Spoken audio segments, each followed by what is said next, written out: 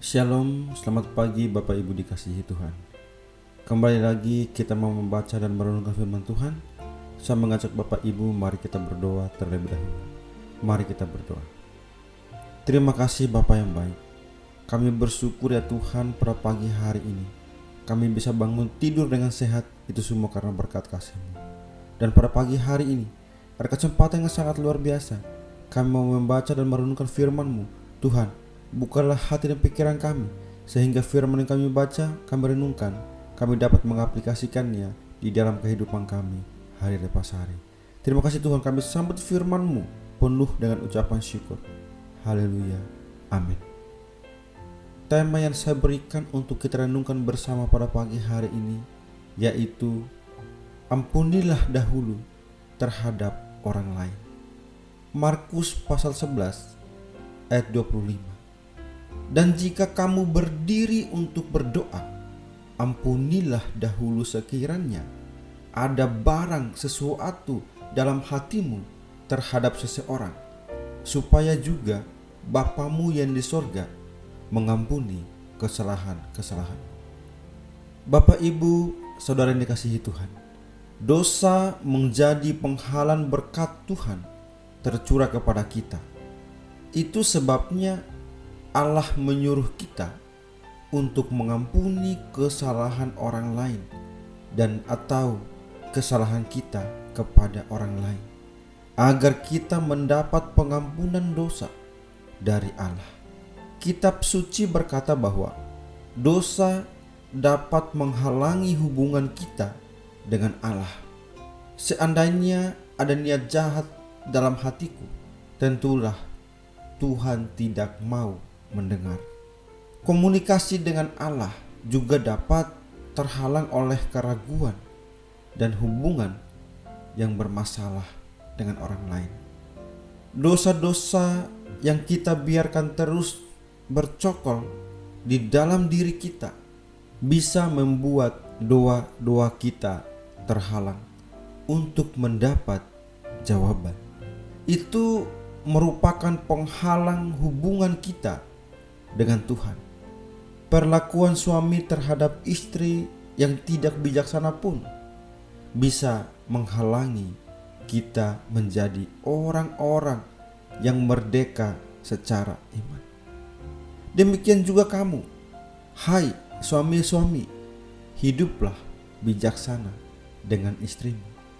Sebagai kaum yang lebih lemah, hormatilah mereka sebagai teman pewaris dari kasih karunia, yaitu kehidupan, supaya doamu jangan terhalang.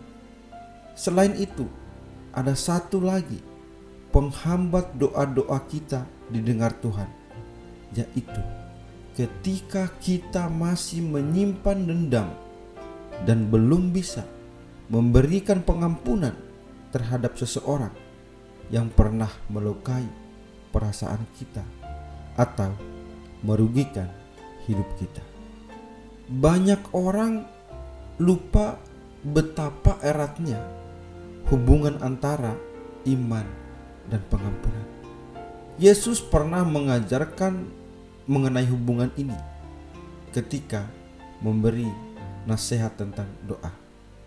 Syarat yang diberikan Yesus agar kita memiliki iman yang sanggup memindahkan gunung ke laut adalah keteguhan hati kita. Tidak bimbang, tetap percaya, maka hal itu akan terjadi. Demikian kata Yesus dalam Markus 11 ayat 23. Kemudian Yesus melanjutkan lewat ayat yang sudah begitu kita kenal dengan baik. Karena itu aku berkata kepadamu, apa saja yang kamu minta dan doakan, percayalah bahwa kamu telah menerimanya, maka hal itu akan diberikan kepadamu. Iman yang kuat akan membuat kita percaya penuh kepada Tuhan. Tapi kemudian lihatlah ayat berikutnya. Dan jika kamu berdiri untuk berdoa, ampunilah dahulu sekiranya ada barang sesuatu dalam hatimu terhadap seseorang, supaya juga Bapamu yang di sorga mengampuni kesalahan-kesalahanmu. Bahkan kemudian menekankan sekali lagi akan hal sebaliknya.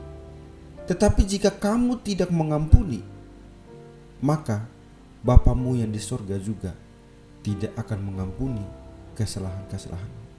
Rangkaian ayat ini menunjukkan sebuah kaitan yang sangat erat antara iman dan pengampunan. Sebelum kita berdoa, kita wajib terlebih dahulu mengampuni orang-orang yang masih mengganjal dalam hati kita. Artinya, doa hanya akan berakhir sia-sia jika kita belum melepaskan sakit hati atau dendam yang masih bercokol di dalam hati kita dan memberi pengampunan. Tentu saja bukan kebetulan jika Yesus menopang gabungan kedua kalimat itu. Tuhan Yesus ingin kita sadar bahwa mengampuni orang-orang yang bersalah kepada kita adalah dasar utama untuk menerima sesuatu dari Tuhan. Tuhan sendiri sudah menunjukkan sikap tersebut terlebih dahulu. Dia selalu siap mengampuni kesalahan kita sebesar apapun. Tapi lihatlah bahwa itu bisa terjadi apabila kita mau mengampuni kesalahan orang. Karena jikalau kamu mengampuni kesalahan orang, Bapamu yang di surga akan mengampuni kamu juga. Pesan yang sangat penting dikemukakan Yesus lewat sandingan ayat antara menerima apa yang kita doakan dengan memberikan pengampunan kepada orang-orang yang sudah menyakiti kita. Jangan berharap doa kita didengar jika kita masih menyimpan sakit hati dan dendam terhadap orang lain. Dengan kata lain, kita tidak akan dapat memperoleh pengabulan doa dan dendam dalam hati kita sekaligus. Tuhan selalu memberi kesempatan bagi kita untuk bertobat. Dia memberikan pengampunan yang tidak terbatas.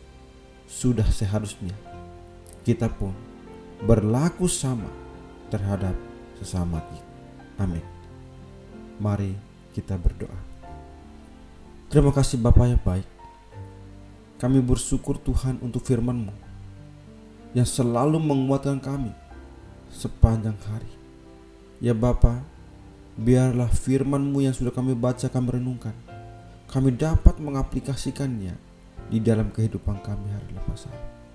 Terima kasih ya Tuhan, terima kasih. Sebentar lagi kami akan melanjutkan setiap kegiatan kami, aktivitas kami. Tuhan, pimpin dan bimbinglah kami, sehingga apapun yang kami kerjakan, apapun yang kami lakukan, biarlah semuanya itu hanya untuk memuliakan nama-Mu saja. Terima kasih ya Tuhan, terima kasih. Hanya di dalam nama-Mu Bapa kami berdoa dan kami bersyukur. Haleluya. Amin.